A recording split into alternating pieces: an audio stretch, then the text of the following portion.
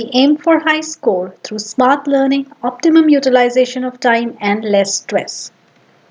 Today we are going to revise the poem Amanda by Robin Glenn. So first about the poet. Robin Glenn was born on 28 February 1936 in Campsie, New South Wales into a family of 9 children. Leaving school at the age of 15, Glenn worked several jobs before becoming established as a writer, having her first story published at age 16. She has written more than 40 books. Her books are hugely celebrated and she has won many awards for her books. Many of her books have been made into movies. Now, the introduction to the poem. So, every child feels that he or she is controlled and instructed not to do one thing or the other. You too may feel your freedom is curtailed. So, this is actually the problem with every child. Every child thinks that he or she is being stopped from doing certain things. So all the young children they'll be able to relate themselves to this poem Amanda written by Robin Clay. So this poem it talks about the don't list of the elders, which is actually the do list of the children. So this is the irony. The don't list of the elders it becomes the do list of the children. So all the things that the children have in their do list that I want to do this, I want to do this. The same things are in the don't list of the elders that will not let my child to do this. I won't let my child to do this. So parents they want to raise their children in a particular way, keeping them away from the things which seem wrong to them. But children want to experience and explore new things. They want to live at their own terms. This results in continuous nagging from the parents, which may lead to defiance by the children. So the question is who is right? What should be done? Or how to make it right? So this question has never been answered, nor in the past, nor in the present, and there will be no answer to it even in the future. So let's read this poem and we'll find out maybe after reading this poem we get any answer. So, Amanda. Don't bite your nails, Amanda. Don't hunch your shoulders, Amanda. Stop that slouching and sit up straight, Amanda. So, here we have someone instructing Amanda not to do certain things. And to this, Amanda, there is a languid emerald sea where the sole inhabitant is me, a mermaid drifting blissfully. So, to those set of instructions, Amanda is absorbed in her own imaginary world. So the meanings first hunch means bend, slouching, sitting in a lazy way, languid, relaxed. Emerald is here the green color of the sea, inhabitant is resident, drifting is carried slowly by the water, and blissfully is happily. So now the explanation. The poem opens with a set of instructions. Don't do this, Amanda. Don't do that, Amanda. So from the opening lines, we are able to make out that Amanda is being instructed by some elder. So this elder maybe is the mother for not doing certain things. Amanda's mother is asking her not to bite her nails and hunch her shoulders. She also tells her to sit up straight and not slouch lazily. Though the mother is concerned about her daughter, but the tone of the instructions is not friendly. So, as we read the poem, the first few lines of the poem, we come to know and we also realize that the tone is not friendly. It seems Amanda is under a constant pressure to behave in a particular way. As a young girl, she wants some freedom to be herself for some time. When she doesn't get that freedom, she slips into an imaginary world. So, these instructions are being given, instructions are rather fired at her, but Amanda, she slips into her own world. Amanda is visualizing a calm and relaxed, languid means relaxed, bright green here is emerald sea, where she is the only inhabitant, a mermaid who drifts blissfully with the waves. So she is at that time imagining herself to be a mermaid, all alone, no one around, and she is slowly moving with the waves. This signifies that she wants to be away from the noisy environment of the house where she is constantly instructed. She wants to be at a calm and serene place, like amidst a quiet sea, where she can relax and go with the flow without any ifs, ands, or buts. So she just wants to be on her own, No one around to tell her what to do and what not to do. No ifs and no buts. She wants to enjoy. Now the exclamation mark after Amanda. So in the title, if you see there's an exclamation mark after Amanda, then again wherever mother takes Amanda's name, there's an exclamation mark. So why? Exclamations, they represent strong or forceful emotions such as anger, surprise, or joy.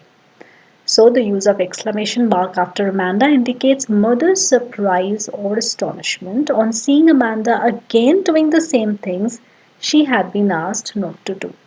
So when mother sees that Amanda is again biting her nails, Amanda is again slouching after repetition of the instructions again and again. Maybe mother is giving such set of instructions daily, but still Amanda is not following. So mother is astonished that when is Amanda going to learn? So that is why there is an exclamatory mark after Amanda to show mother's surprise and astonishment at the girl that when will she learn? So Amanda's mother must have been continuously stopping her from biting her nails or not slouching, but she is seen doing those things again. Now use of parentheses. So parentheses are those brackets. So this is an important question and it has come in most of the final exams. So here parenthesis is used to differentiate the set of instructions spoken by the mother from the thoughts of Amanda as she is not able to speak up in front of her mother. So the purpose of parenthesis here is that it differentiates the stanza of the mother because mother is speaking those lines whereas Amanda is not speaking those lines. Those lines, they are Amanda's thoughts. So therefore to differentiate it, the poet has used parentheses. So there is an alternate stanza of parentheses. These stanzas, they show Amanda's reaction towards the instructions given. So these are the reactions of Amanda. They are not spoken words. That is why to differentiate it from the mother's stanza, the poet has written those stanzas in parentheses. Now the literary devices used in these stanzas. Rhyme scheme is AABA and then for Amanda's it is C, C and C. So for all these stanzas the same rhyme scheme will follow. Anaphora. Anaphora is repeated use of the word at the start of two or more lines. Like the first two lines of the poem, they begin with don't. Don't bite, don't hunch. So that is anaphora. Then comes assonance. Assonance is the use of the vowel sound O, like in don't hunch your shoulders. So we have here O in don't, we have O in your, we have O in shoulders. So repetition of this vowel sound is assonance. And you must see that assonance is the repetition of the sound within the word also. It's not only at the beginning like alliteration. It can be anywhere in the word. Then comes metaphor. So the use of the word emerald sea for the green color of the sea. It is in direct comparison. So that is why it is metaphor. Then repetition. There is a repetition of the word Amanda. Imagery is drifting blissfully. So drifting blissfully, we can imagine, we can visualize a mermaid moving slowly with the waves. So just going with the flow. Alliterations. So there's alliteration also. Stop that slouching and sit up straight. So here you can see the difference between alliteration and assonance. Alliteration is the beginning of the word. Sir sound at the beginning. In stop, in slouching, in sit and straight. So it is the repetition at the start of the closely placed word. So this is the difference you need to remember. Now allusion. Allusion in literature, so it is an implied or indirect reference to a person, event or a thing or to a part of another text. It means that when there's a popular character in some text, maybe it can be in history, it can be in movie also, it can be fairy tales, anywhere which is so popular that if you give its reference to someone, that person immediately understands what you want to say.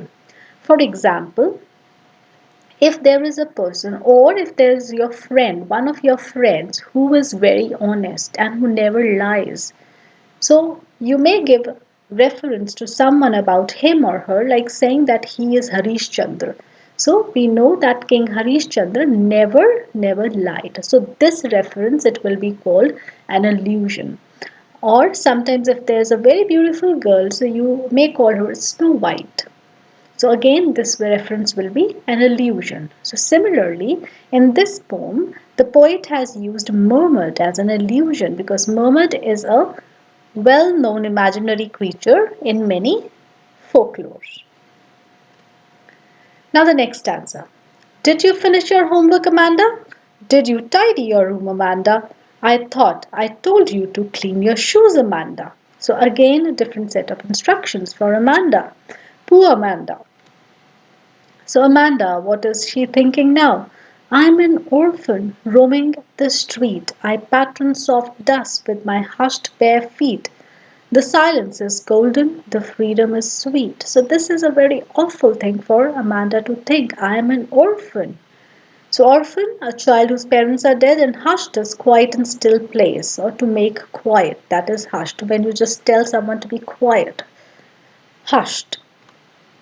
Explanation. So next the mother inquires if she has finished her homework and also whether Amanda has cleaned her room. The mother then reminds her that she had asked her to clean her shoes. Again, three different sets of instructions. Now, Amanda at this point seems to be frustrated at the continuous questioning of her mother and imagines herself to be an orphan.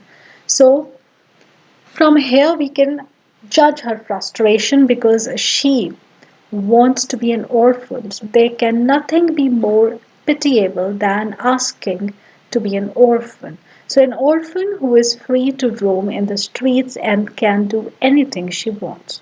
There would be no one to stop her from doing anything. She can even make patterns on sand with her bare feet. She must have been stopped to walk barefoot or play in sand.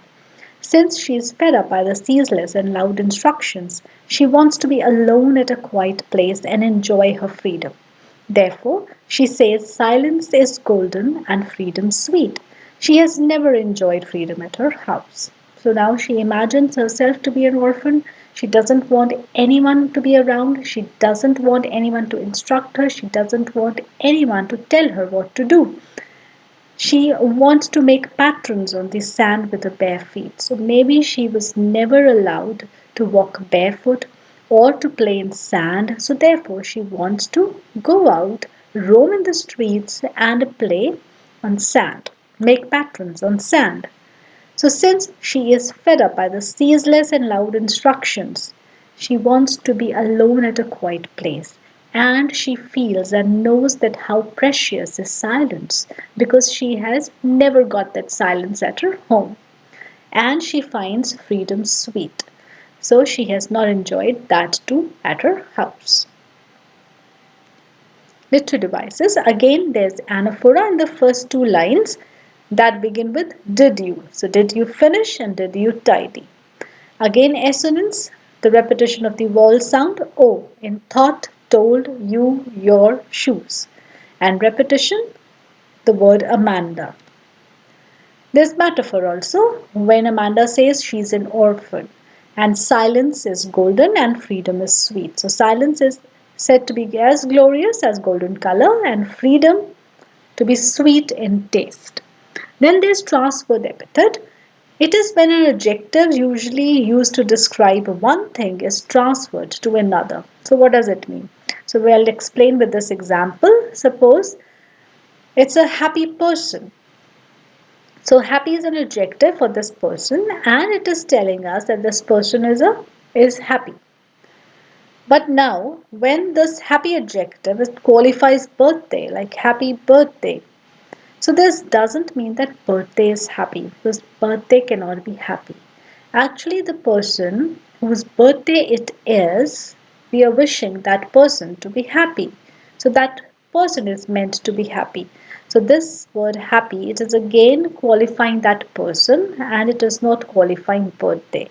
So that means this adjective, it has been transferred from that person to birthday and therefore it is called transferred epithet. Epithet is also adjective.